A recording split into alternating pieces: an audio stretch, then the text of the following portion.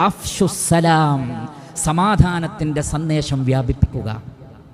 അസ്സലാം എന്ന് പറഞ്ഞാൽ അസ്സലാമു അലൈക്കും, അള്ളാഹുവിൽ നിന്നുള്ള രക്ഷയും സമാധാനവും നിങ്ങൾക്കുണ്ടാവട്ടെ എന്ന അഭിവാദ്യം മാത്രമല്ല പ്രിയപ്പെട്ടവരെ, അതിനപ്പുറത്ത് ലോകത്തിന് സമാധാനത്തിന്റെ സന്ദേശം നൽകുന്നവരായി നിങ്ങൾ മാറണം. നിങ്ങൾ മുസ്ലിമീങ്ങളാണ്, ഇസ്ലാമിന്റെ ആളുകളാണ്. ഇസ്ലാം എന്ന് പറഞ്ഞാൽ സമാധാനമാണ്. അതുകൊണ്ട് അഫ്ഷുസ്സലാം, സമാധാനം വ്യാപിക്കട്ടെ ലോകത്ത്, സമാധാനത്തിന്റെ സന്ദേശം പരക്കട്ടെ.